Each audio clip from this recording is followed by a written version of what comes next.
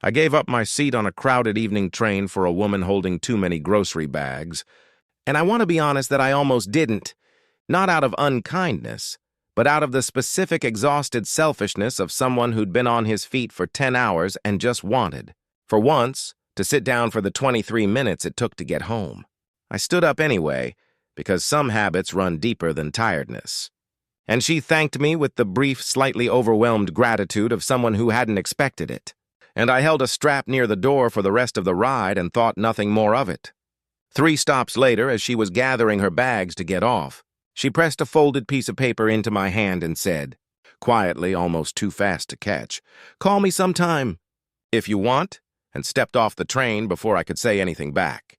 I stood there holding a stranger's phone number, the doors closing behind her, and I had absolutely no idea in that moment that I was holding the beginning of the rest of my life. Let me take you back to the day before that, because the train moment doesn't make sense without understanding what kind of person I'd become by the time it happened. My name is Owen. I'm 31 years old. I work as a physical therapist at a clinic that specializes in sports injuries, which means my days are full of other people's pain and recovery in a way that I find meaningful, but also, by the end of most weeks, genuinely depleting. I live alone in a small 1-bedroom apartment 2 train stops from the clinic, in a city I'd moved to 4 years earlier for the job and had never quite finished settling into in any deeper sense. I had friends, a handful of close ones from physical therapy school scattered across different cities now, and a smaller, looser set of people locally who I saw occasionally, but never built much depth with. I want to be honest about the shape of my life at that point. It was fine. Structurally sound, professionally satisfying, and quietly, persistently lonely in a way I had stopped examining because examining it didn't change anything. I should describe what an ordinary week looked like for me then, because it matters for understanding how unusual the train moment actually was against that backdrop. I worked long hours, came home most evenings too tired for much beyond dinner and television, and reserved weekends for the loose errands of an adult life lived mostly alone.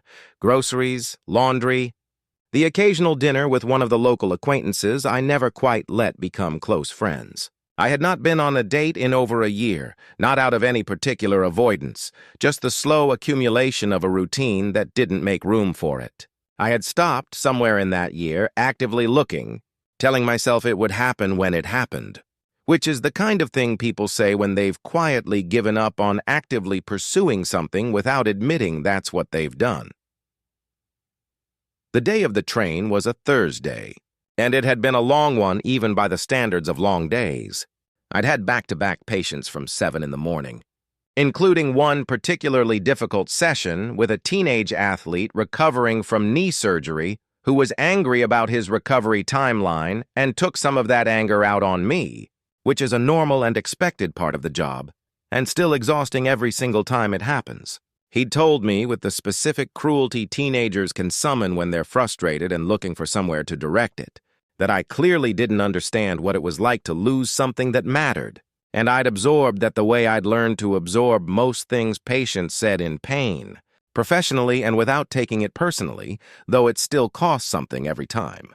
By the time I got on the evening train, I was the specific kind of tired that settles into your legs and shoulders, the kind where standing for 23 minutes feels like a genuine physical cost rather than a minor inconvenience.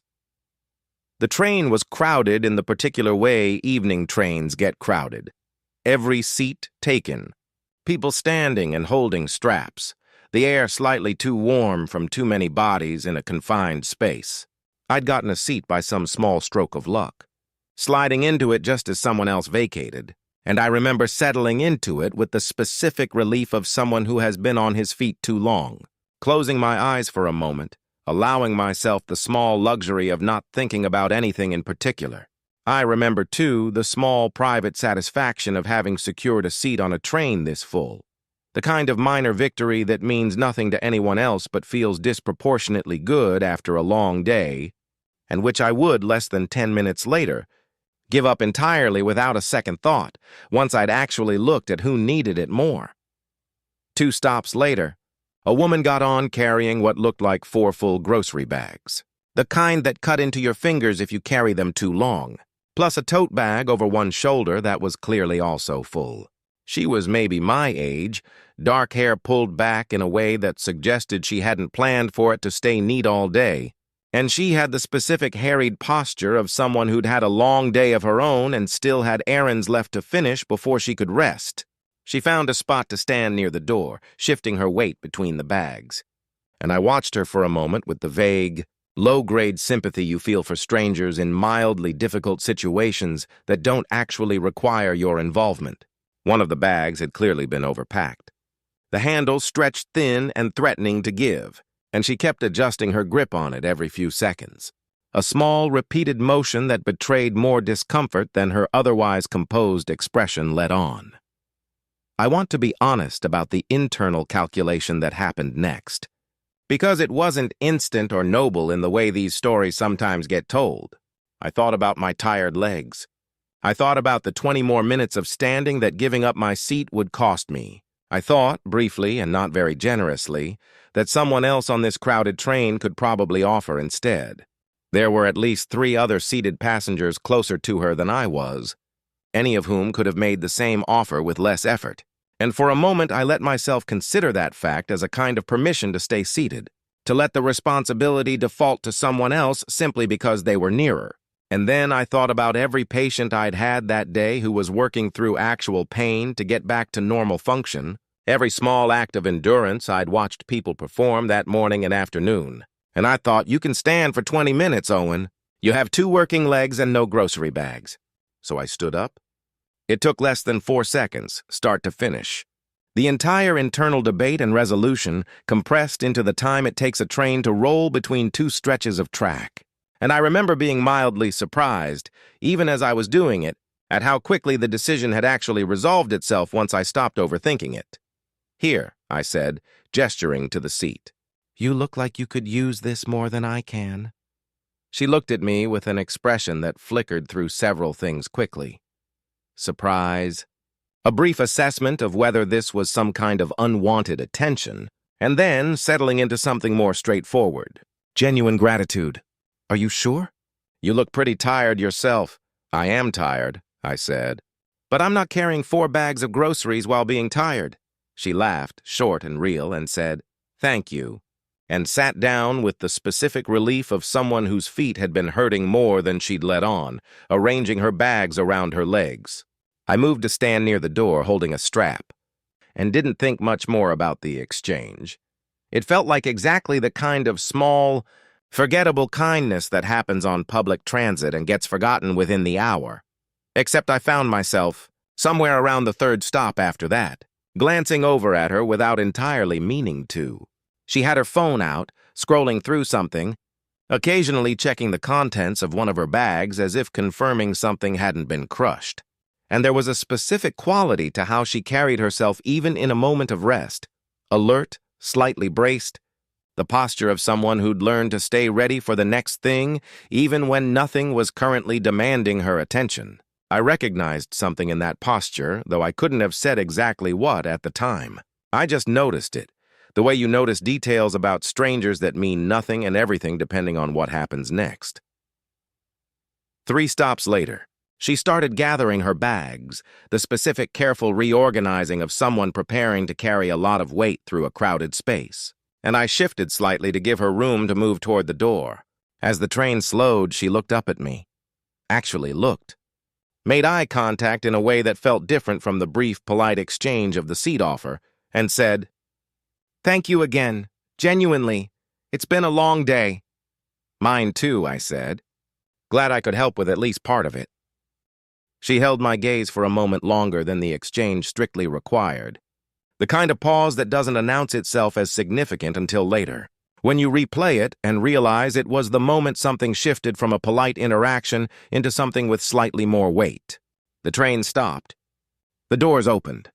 And in the few seconds before she stepped off, she did something I hadn't anticipated at all.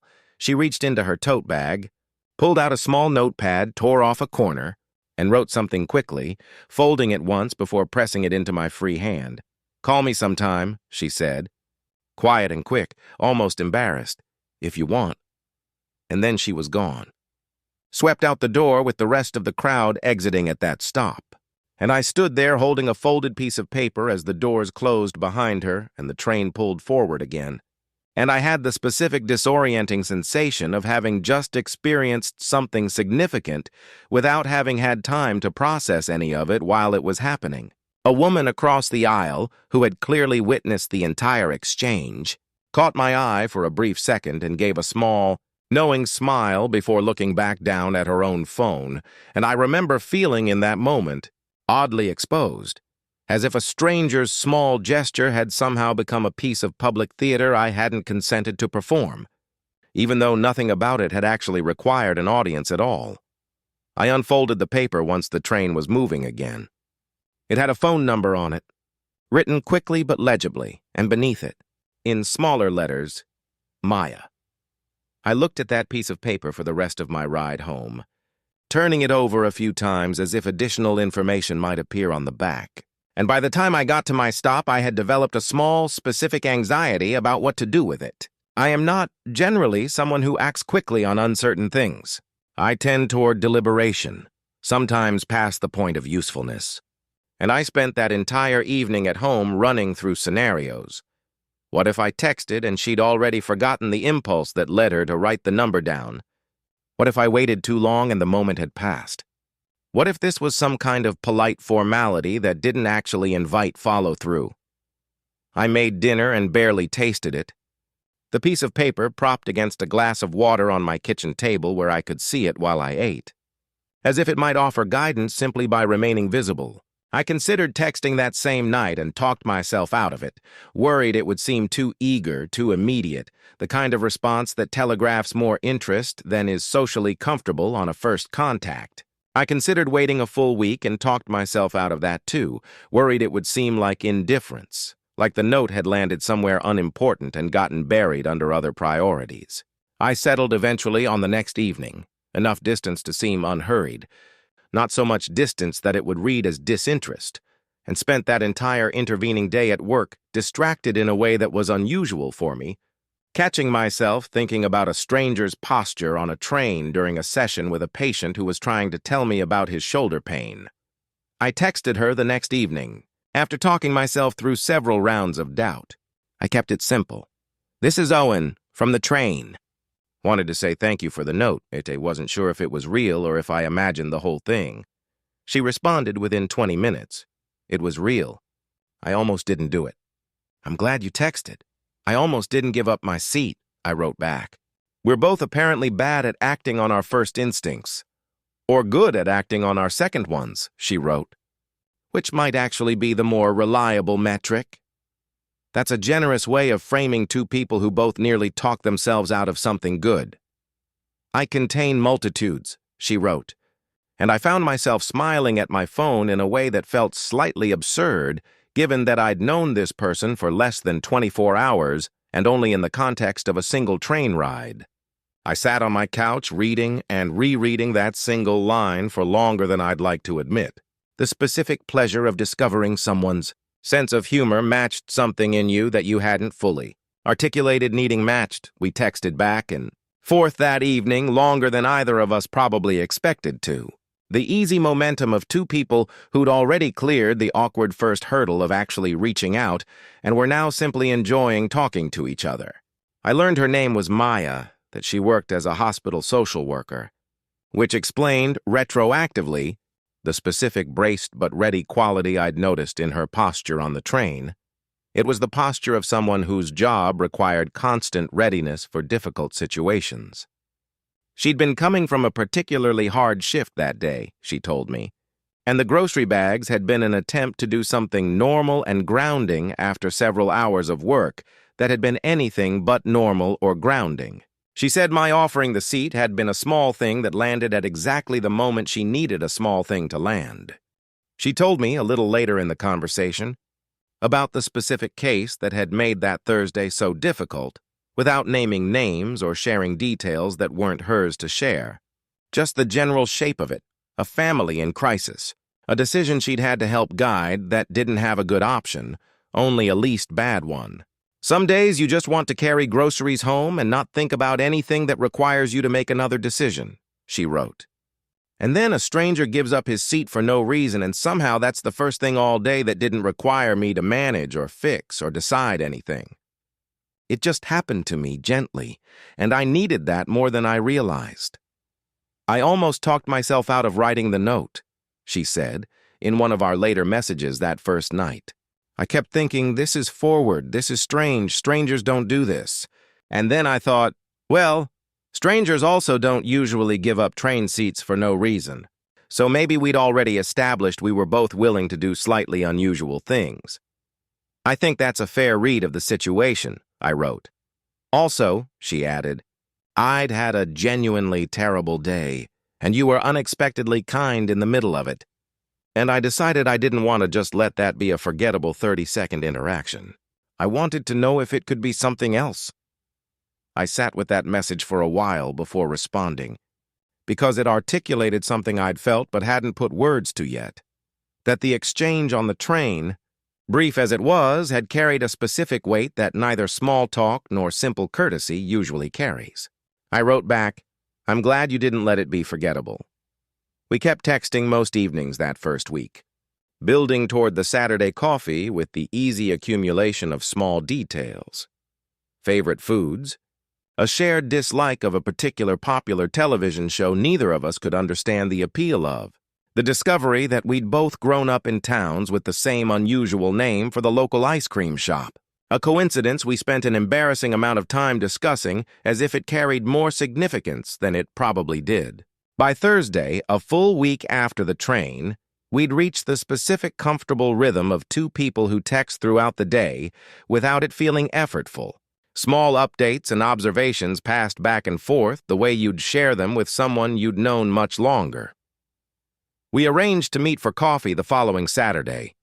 Neutral ground, low pressure, the kind of first meeting that gives both people room to back out gracefully if the in-person version doesn't match the text version. I want to tell you that I wasn't nervous, but that would be a lie.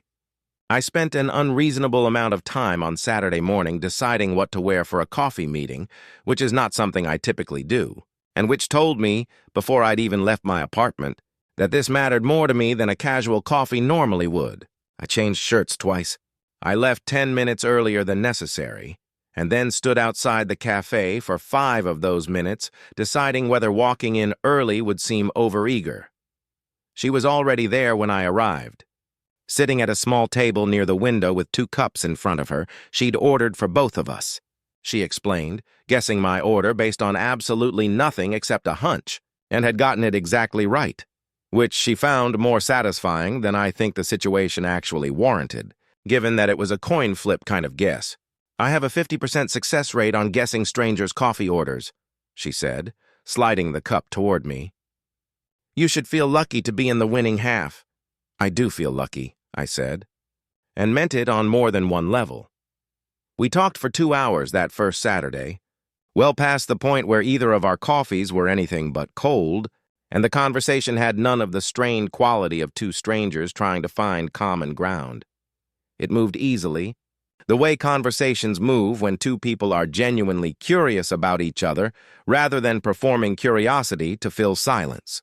She had a way of asking questions that doubled back on themselves, following up on something I'd mentioned 20 minutes earlier, as if she'd been quietly filing it away the whole time, which I noticed and found, more than anything else that afternoon, deeply reassuring, proof that she was actually listening rather than simply waiting politely for her turn. She told me more about her work, the specific difficult weight of being a hospital social worker, the way she'd learned to carry bad days without letting them define every day. Though some days, she admitted, that line got harder to hold than others.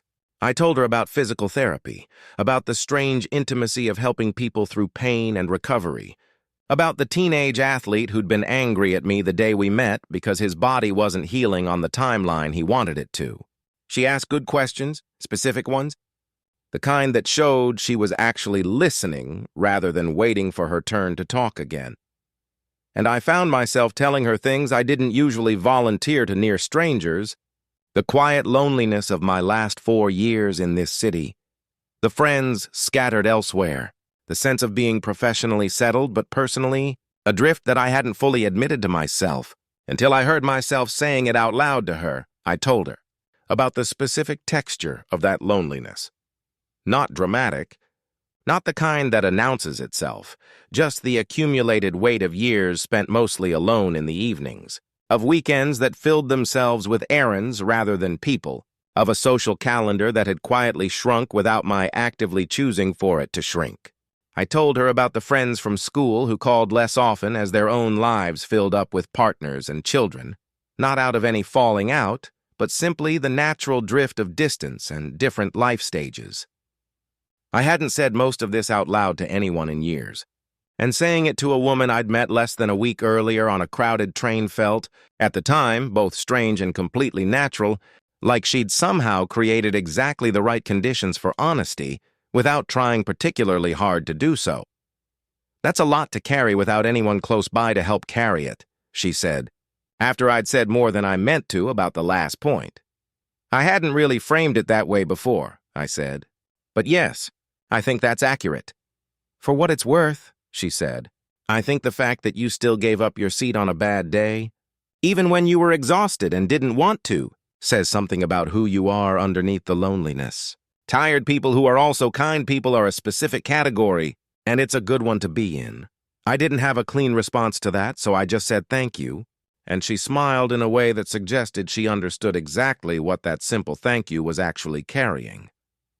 We saw each other again the following Tuesday, and then again that weekend, and within a month we'd developed the specific shorthand of two people who'd decided, somewhat early and somewhat without officially declaring it, that they were building something real. She met my few local friends, a slightly awkward dinner that went better than I'd feared.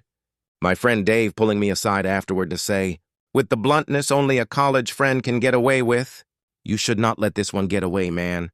She asked me actual follow-up questions about my job. I met hers, a tight, warm group of people from her hospital who'd clearly been through difficult things together and had the particular closeness that forms under that kind of pressure. I noticed, the first time I met them, that they all seemed to already know my name, which Maya admitted, slightly embarrassed, was because she'd told the story of the train and the note to basically everyone she knew within the first week, describing it, she said, as the most impulsive and also the best decision she'd made in longer than she could remember. One of her friends, a nurse named Priya, pulled me aside at that first gathering and said, with the direct affection of someone who'd clearly heard the whole story in detail, "She doesn't usually do things like that, the note. I want you to know how out of character it was, so you understand what it means that she did it anyway." I told her I understood, though at the time I think I only understood it, partially. It took months more of actually knowing Maya before I fully grasped how significant that small act of risk-taking had been for someone who otherwise moved through the world so carefully. Maya, I learned over those months, was someone who deliberated over most decisions the way I did, who rarely acted on impulse, who'd built a professional life around careful, considered choices because the stakes of her work demanded nothing less. The note on the train was, by her own account later, one of perhaps 3 genuinely impulsive things she'd done in her adult life, and the other 2, she said, hadn't worked out nearly as well. 2 months in, I asked her what had actually made her do it. Write the note, hand it over, take that specific risk with a stranger on public transit. We were on her couch on a Sunday evening. Nothing particularly significant about the moment except that I'd been turning the question over for weeks and finally asked it directly. "I told you part of it," she said. "The bad day, the small kindness landing at the right moment. But there was something else, too." She was quiet for a second, choosing her words carefully in the way she did when something mattered to her. I work with people every day who are going through the worst moments of their lives, and most of the time the kindest thing anyone does for them is small. A seat, a few extra minutes of attention, someone actually listening instead of just nodding along. I've gotten very good at recognizing when someone has that specific quality, the kind of kindness that isn't performed for an audience, that happens even when no one's watching closely enough to give credit for it. You gave up your seat in a crowded train where nobody was paying particular attention to either of us. There was no audience. You did it because you decided to, not because anyone would notice if you hadn't. She looked at me. I don't get to see that kind of unobserved kindness very often in my line of work or out of it. I didn't want to risk missing the chance to know more. About the person who had it. I thought about that for a long time afterward, about how much of who we actually are gets revealed in the small, unobserved moments. The choices we make when nobody's watching closely enough to give us credit, and how rarely those moments get witnessed by anyone who matters, let alone acted upon the way Maya had acted on hers. I thought, too, about how easily that Thursday could have gone differently if she'd been one stop further along, distracted by her phone, or if I'd simply stayed, seated and let the moment pass unremarked.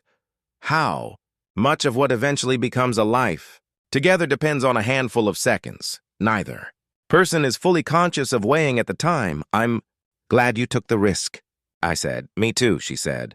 Even though I spent the entire next 2 days convinced I'd done something embarrassing and you were never going to text. I almost talked myself out of texting at least 4 separate times. We're a disaster, she said, laughing. A mutually anxious disaster who somehow still ended up here anyway. I'll take it, I said. We've been together for a 1.5 years now. The piece of paper she handed me on the train, the original note.